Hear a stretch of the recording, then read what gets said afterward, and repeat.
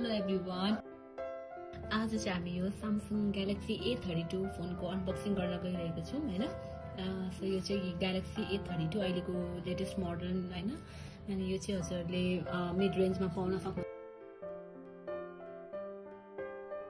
So यसको फिचरहरु चाहिँ एकदम राम्रो छ भन्ने सुनेको थियो। सो एकचोटी अब अनबक्सिङ गर्दैछु है म।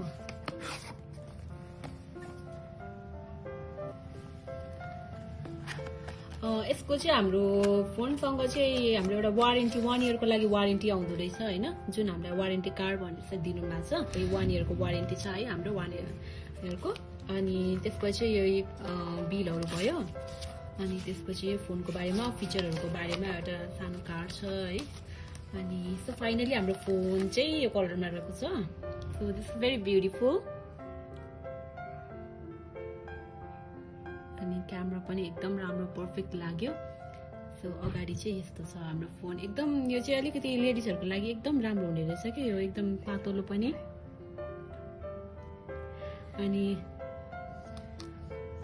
अनि यसमा चाहिँ हाम्रो एउटा डाटा केबल आउने रहेछ हैन, एउटा डक र हाम्रो डाटा केबल छ है हामीसँग। अनि यति मात्र आउने रहेछ हाम्रो ओभरअलमा फोनमा चाहिँ।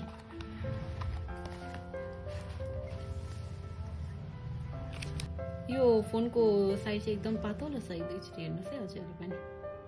सो इट्स भेरी प्रिटी, एकदम राम्रो फोन लाग्यो हामीलाई चाहिँ। सो ओभरअलमा यसको हामी रिभ्यू दिनु पर्दा चाहिँ एकदम सेटिस्फाइड छौं। अब हेरौं पछि चलाउँदै जाँदा कस्तो हुँदो रहेछ है। हामी त्यसको लागि चाहिँ हामीसँग अपडेटेड रहनु होला।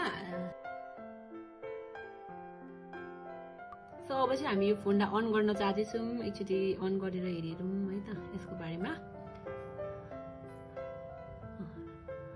Samsung Galaxy Android on हुँदैछ यो।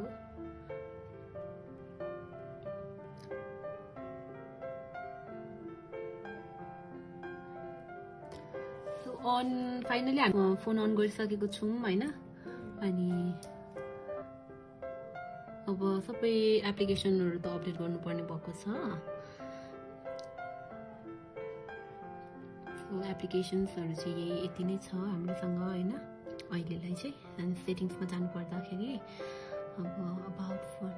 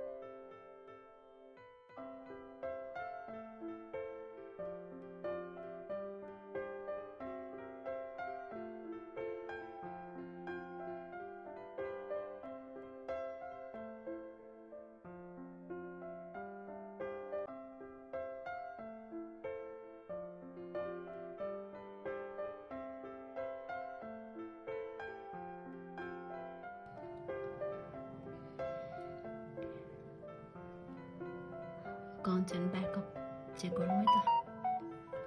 manage accounts message भयो। external storage है चाहिँ 6GB RAM र अनि 128GB चाहिँ यसको इन्टरनल स्टोरेज चाहिँ। अनि ब्याट्री डिभाइस। सो स्टोरेजको बारेमा चाहिँ यहाँ मेन्सन गरिरहेको छ 128GB को हाम्रो क्यापासिटी चाहिँ 128GB को छ।